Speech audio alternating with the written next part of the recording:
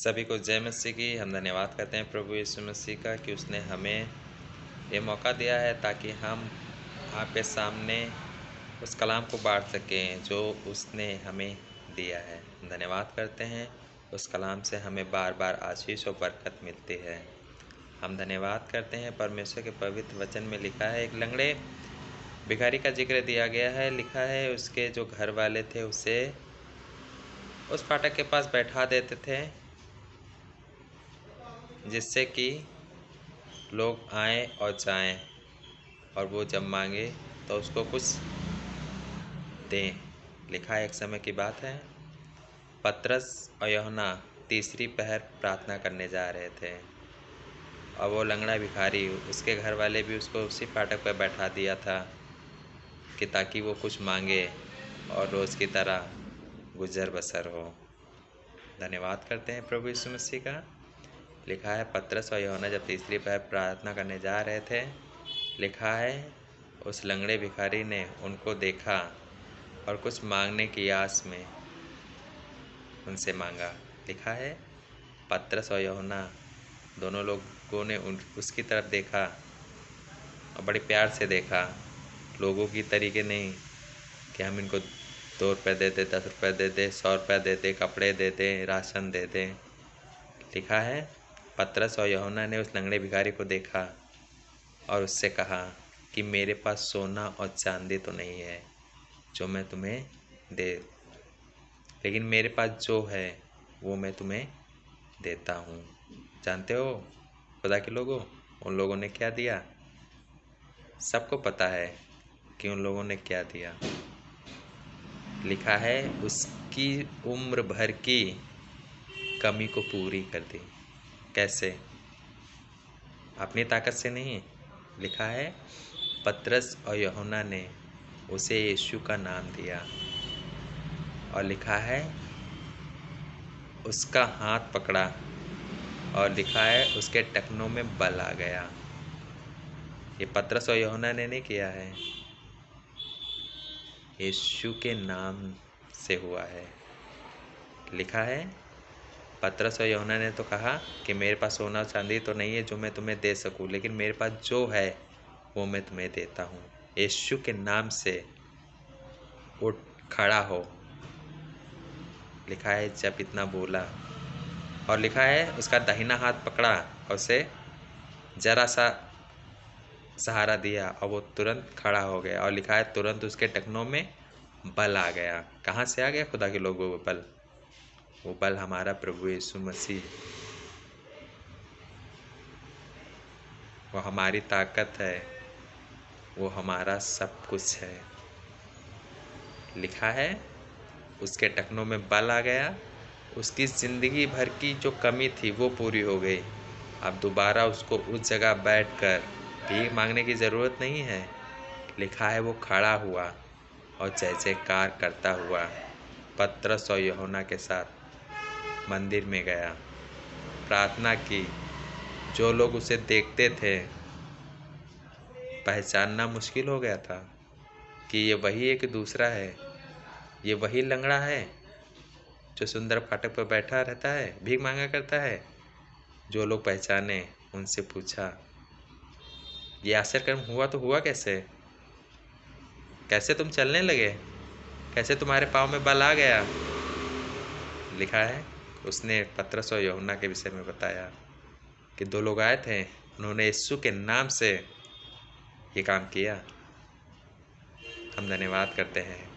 कई बार हम और आप जाते तो हैं भवन, दुआ प्रार्थना सब कुछ करते हैं, लेकिन हर बार उस लंगड़े भिखारी की तरह सिम मांगने जाते हैं कि हमें घर दे दो, हमें गाड़ी दे दो, हमें नौकरी दे दो, हमें विदेश भेज दो, हमें हमारे शरीर को ठीक कर दो। क्या हम ये मांगते हैं प्रभु यीशु मसीह हमें आप चाहिए? ये सवाल है लोगों, प्रभु के लोगों। क्या हम कहते हैं प्रभु यीशु मसीह हमें आप चाहिए? अगर नहीं कहते हैं तो कहना शुरू करिए। परमेश्वर के वचन में लिखा है तुम पहले उसके राज और धर्म की खोज करो, बाकी चीज़ें तुम्हें यूं ही मिल जाएंगी। परमेश्वर ने साफ साफ कलाम में लिखा है। हम आपसे यही बताना चाह रहे हैं कि अब तक तो आप लोगों ने, हमने यही सारी संसार की चीज़ें मांगी कि हमें गाड़ी दे दो, हमें नौकरी दे दो, हमें ये दे दो, हमें वो दे दो, हमें वहाँ भेज दो। अब बंद करिए ये सारी चीज़ें मांगना। अब बोलिए, प्रभु यीशु मसीह मुझे आप चाहिए। लिखा है यीशु मसीह जहाँ जाता था, प्रचार करता था, बदरूहें भाग जाती थी, चिल्लाती थी, बताती थी कि तू परमेश्वर का पुत्र है, और वह उन्हें डांटता था। क्यों डांटता था? हम ये बताना चाह रहे हैं कि हम और आप इतना नहीं जानते हैं जितना बदरूहें जानती हैं प्रभु यीशु मसीह के विषय में। हम और आप इतना कलाम नहीं पढ़ते हैं इतने बदरूहों को पता है। ऐसी ऐसी खराब चीज़ें हैं कि अगर, अब हम क्या बताएं खुदा के लोगों, जितना हम और आप प्रभु यीशु मसीह को नहीं जानते हैं उतना वो जानते हैं। हमारा कहने का मतलब ये है कि अगर आप संसार की चीज़ों को मांग रहे हैं तो उसे मांगना बंद कर दीजिए, क्योंकि ये सारी चीज़ें आपको प्रभु यीशु मसीह तो पहले से ही दे चुका है। ज़रूरत है उसके राज और धर्म की खोज करो, बाकी चीज़ें तुम्हें यूं ही मिल जाएंगी। अगर मांगते हैं तो मांगना बंद करिए। अब मांगना ही है तो प्रभु यीशु मसीह को मांगिए। उससे कहिए, प्रभु यीशु मसीह मुझे आप चाहिए, क्योंकि जब वो आ जाएगा ना आपके जीवन में तो आप ना रहेंगे, आप कुछ और ही हो जाएंगे। बरकतें पीछे ऐसे ही चली आएंगी, आपको पता भी नहीं चलेगा कौन आपको खुश करने के लिए क्या कर रहा है। जानते हैं यीशु मसीह कौन से घोड़े पे सवार हुआ था? सॉरी, कौन से गधे पर सवार हुआ था? उस गधे पे सवार हुआ था जो बंधा हुआ था। वो गधे कौन है? हम और आप तक तो बहुत नौकरी कर चुके हैं, बहुत मांग चुके हैं, बहुत पैसा चाहिए, बहुत ये चाहिए, बहुत वो चाहिए, बहुत हमें यहाँ जाना, हमें वहाँ जाना, मेरी ये ख्वाहिश, मेरी वो ख्वाहिश।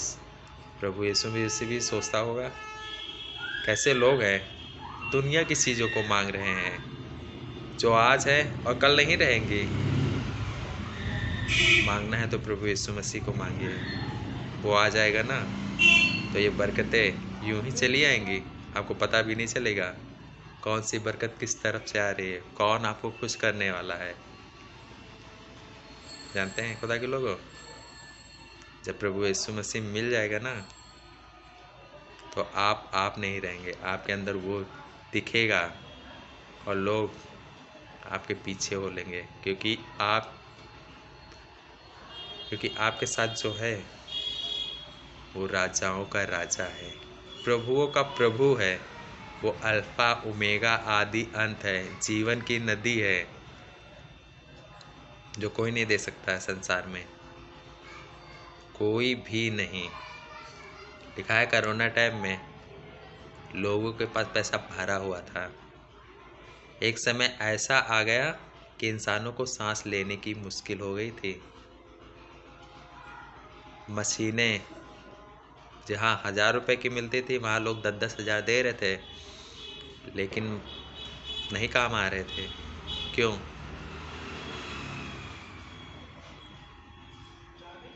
क्योंकि उनके पास पैसा था। उन्हें बड़ा घमंड होगा अपने पैसों पे। अगर हमें और आपको मांगना ही है तो प्रभु यीशु मसीह को मांगिए, क्योंकि वो जीवन देता है, वो छुटकारा देता है, वो चंगाई देता है।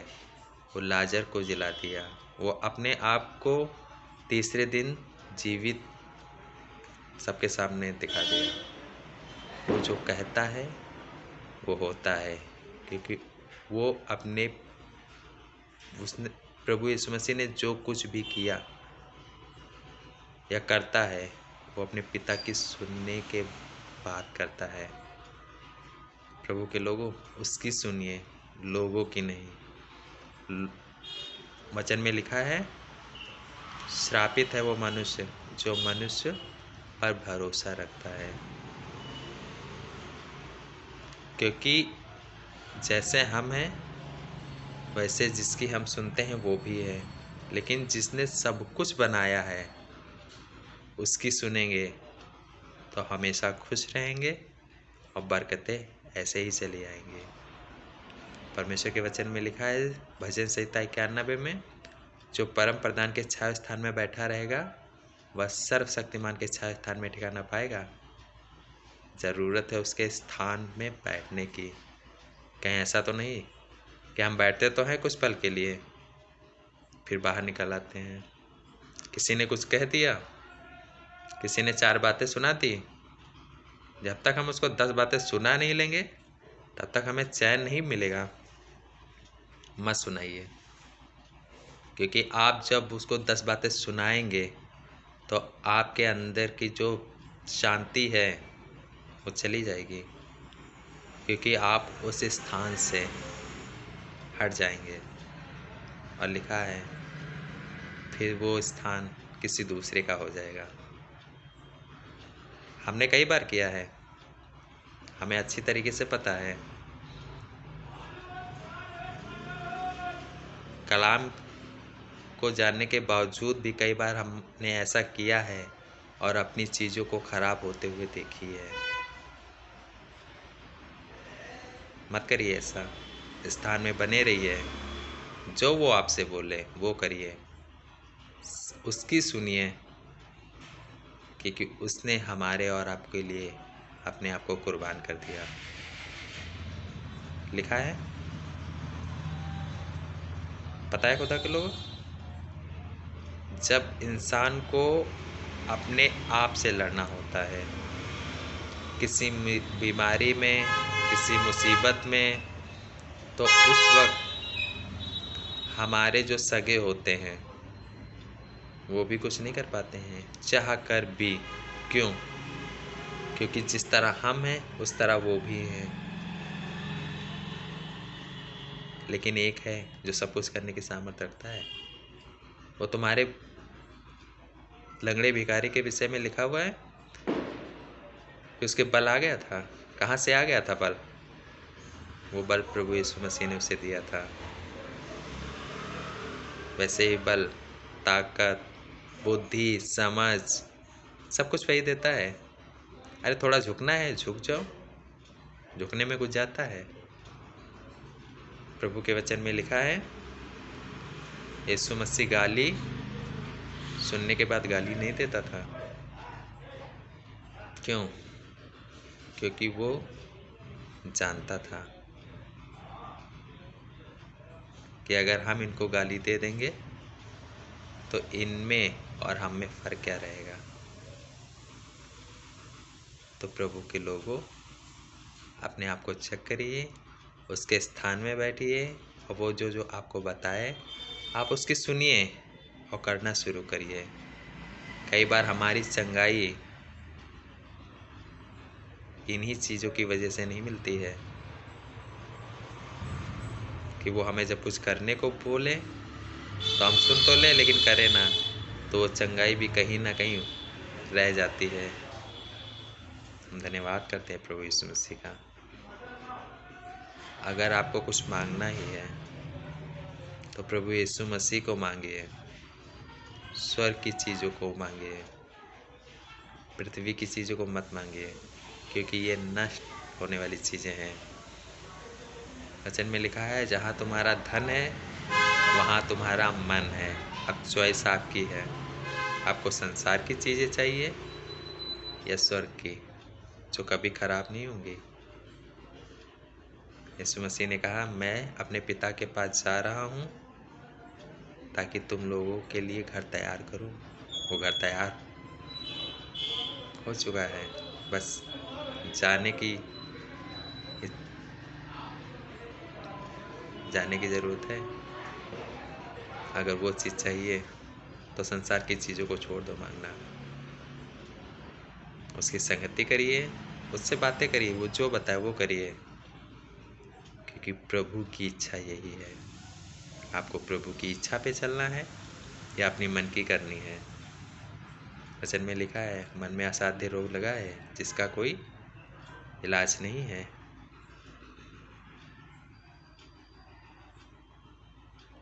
मन की ना सुनकर प्रभु की सुनिए, क्योंकि जिसने हमें बनाया है, जो हमें आनंद जीवन दे सकता है, देने वाला वही है और कोई नहीं। हम धन्यवाद करते हैं। सबको इस वचन से बड़ी आशीष और बरकत मिले। जय मसीह के।